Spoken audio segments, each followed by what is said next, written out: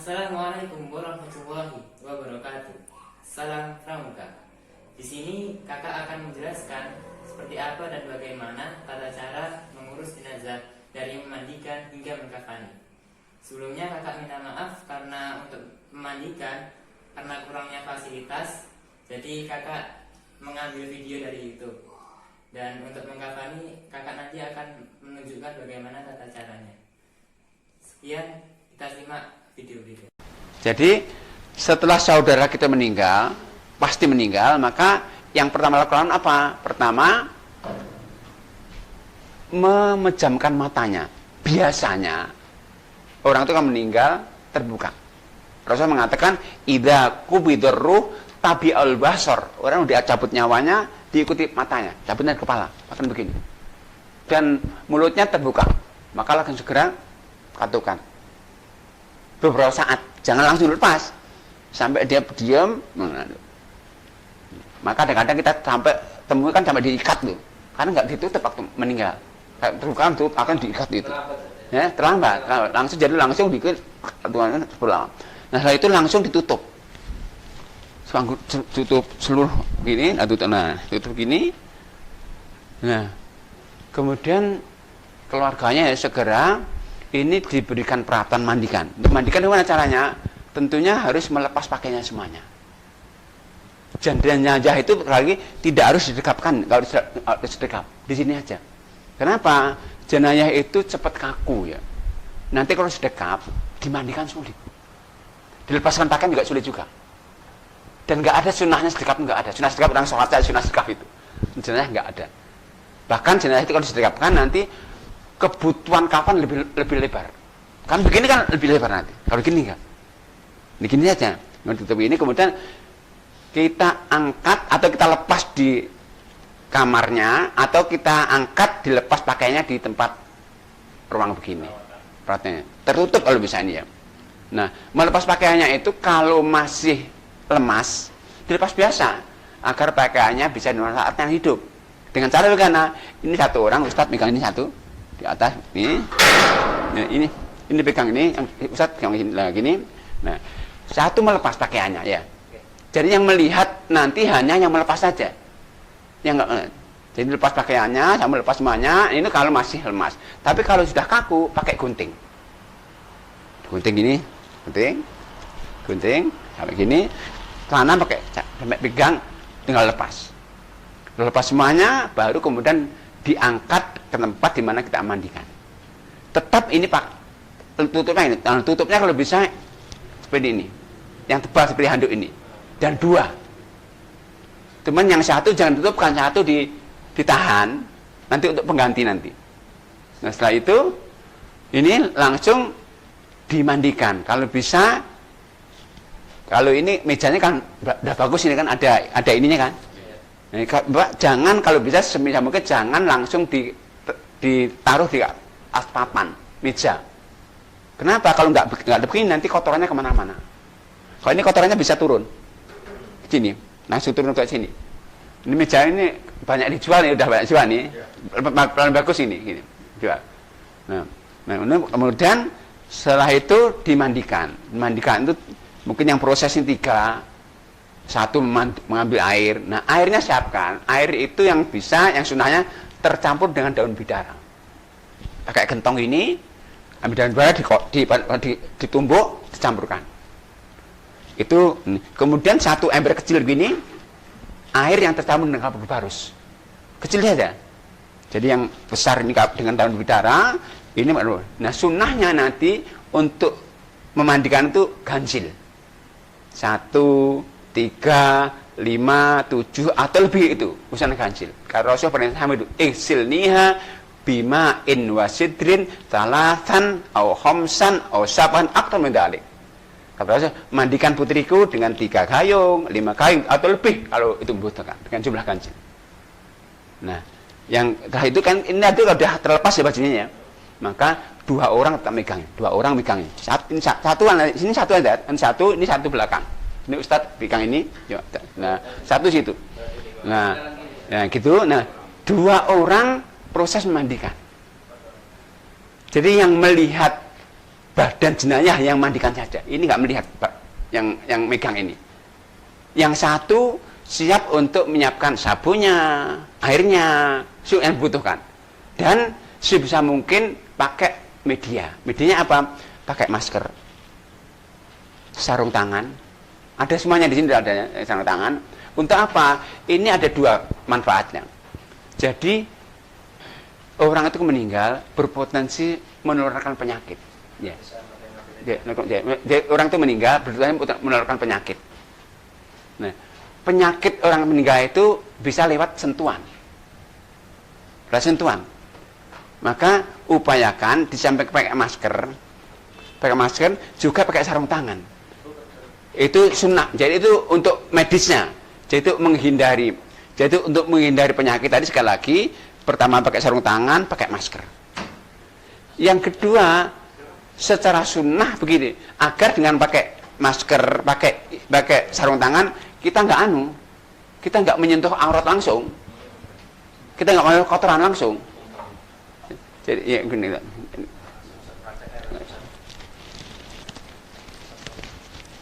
Ini. Jadi gini, ini untuk menghindari bau yang nggak enak, segala macam penyakit. Nah sama, ya kalau bisa bahkan pakai kacamata yang. Semua yang terlibat di sini. Oh iya, ini potensi penyakitnya banyak. Kita nggak tahu loh, apakah itu penyakit enggak tahu. Tapi kita kan husnudon, tapi cuman kita jaga-jaga waspada. Maka kalau bisa di samping ini, satu kebutuhannya sarung tangan yang tipis sekali itu banyak di apotek tuh, ya, sarung tangan. Kemudian yang ketiga kalau bisa kacamata. Kacamata seperti kacamata yang renang loh, yang begini. Sebab apa ya? Cipratan kan bisa aja tuh masuk mata segala macam. Itu sekali lagi untuk menghindari secara medis dan secara sunnah begitu. Ini kemudian setelah itu setelah siap, kemudian kalau bisa pakai ini sarung tangan yang seperti ini. Nanti caranya makainya ada medisnya cara. Jadi cara ini kita nggak boleh pegang ini. Jadi caranya ada, kita ada teknisnya caranya. Nah kemudian itu kalau ada waslap ya, waslap itu apa? Untuk kotoran-kotoran. Nah ini juga ada ini Bapak. Nah ini juga pakai selemek. Ya nggak apa-apa Pak, nggak apa-apa. Selemek juga bisa, selemek. Nah kemudian setelah itu gini, okay. Setelah itu apa lakukan? Satu orang nanti ini pakai sarung tangan, kemudian pakai waslap yang sudah dibasahi, dibersihkan kotoran-kotoran jenayah. Apa kotoran jenayah itu ya kita ambil ya jenayah mulai dari matanya, mungkin kotoran matanya sampai kotoran nanti sampai. Nah ketika udah kepalanya udah bersih kotoran, ini kalau bisa masih lemas agak dudukkan begini. Dudukkan begini untuk ditekan. Dikit-dikit. Agar kotorannya keluar. Ini langsung jatuh ke sini bawah kotorannya. Ini kalau orang sakitnya nggak di rumah saya nggak diinfus banyak kotorannya. Oh diinfus lama nggak keluar kotoran. Nah, kadang-kadang orang sakit mendadak itu kan banyak kotorannya. Maka ditekan dikit. Kemudian setelah kita yakin bersih, maka agak diginikan dibersihkan. Ini kan pakai waslap ini, pakai dibersihkan tuburnya. Saya berikan kita alirkan bersih, ambil kapas, masukkan ke tuburnya, kapas. Gini rapat lagi. Kenapa? Ini nggak bersih sekali, masih ada kotorannya. Sehingga kalau nggak ditutup gini nanti gerak gini keluar lagi nanti, keluar lagi dia.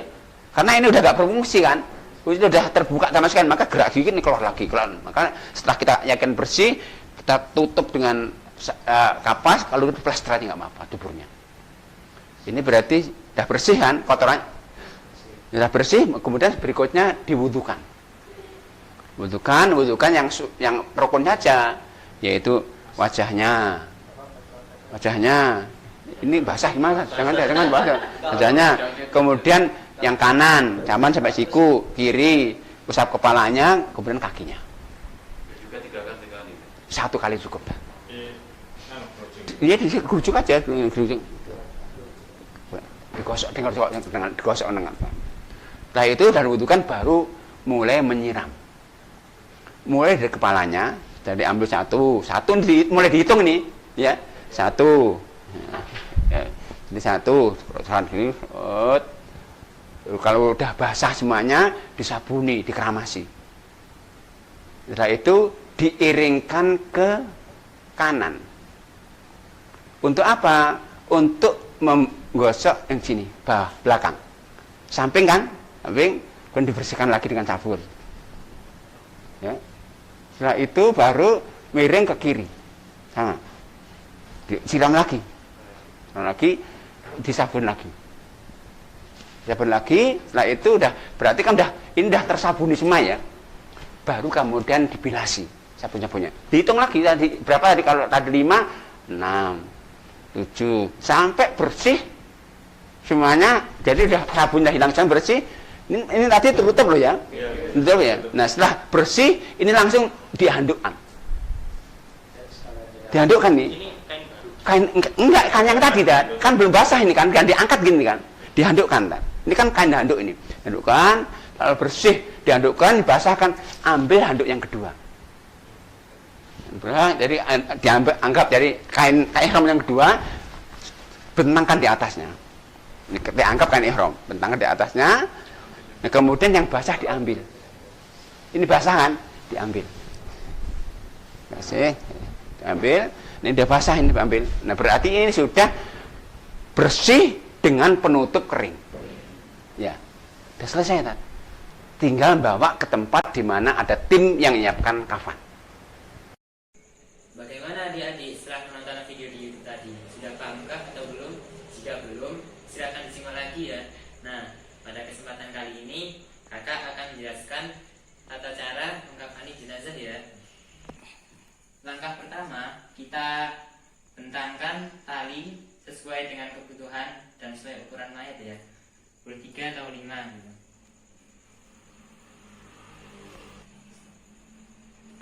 Nah, langkah pertama kita bentangkan tali-tali untuk mengikat jenazahnya sesuai dengan kebutuhan jenazah ya. Untuk jumlahnya bebas, tidak ada syariat dalam jumlah talinya ya.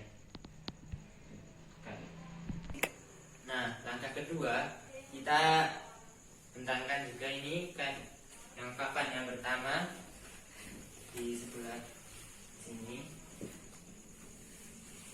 di atas tali-tali tadi ya.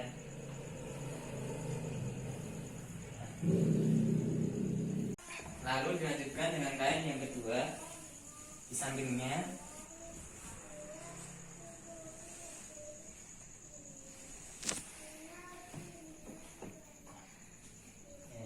Yang ketiga di atas kedua kain tadi ya adik-adik.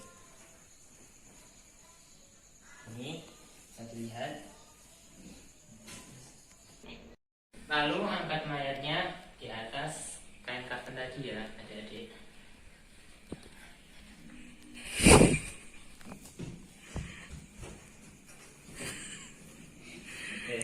Lalu kita buka penutupnya dan kita ganti dengan kain yang putih untuk menutupi auratnya ya. Karena ini laki-laki jadi kita tutup bagian pusar hingga lututnya. Lalu kita tutupkan kain yang pertama.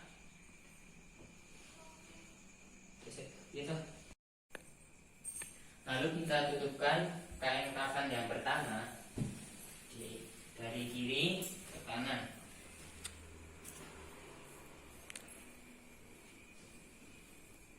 Dan dilanjutkan dari kanan ke kiri.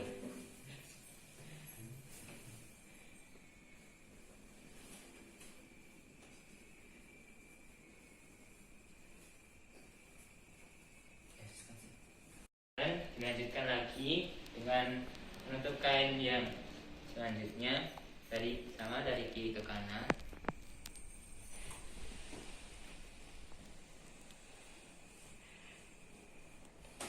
Dan dari kanan ke kiri.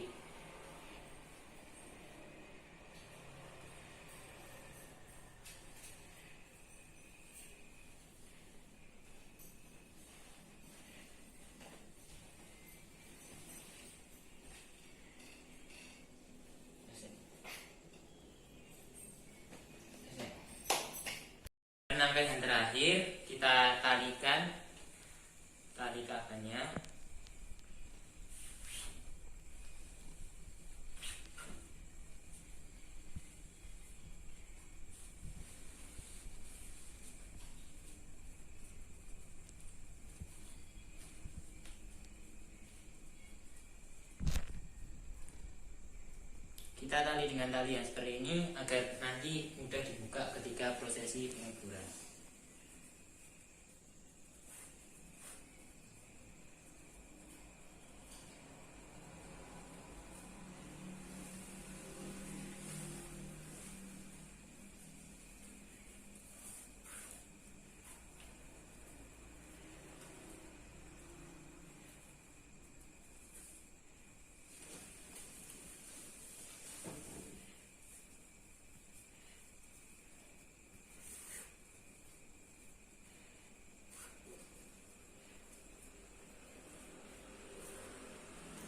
Kira seperti ini ya adik-adik.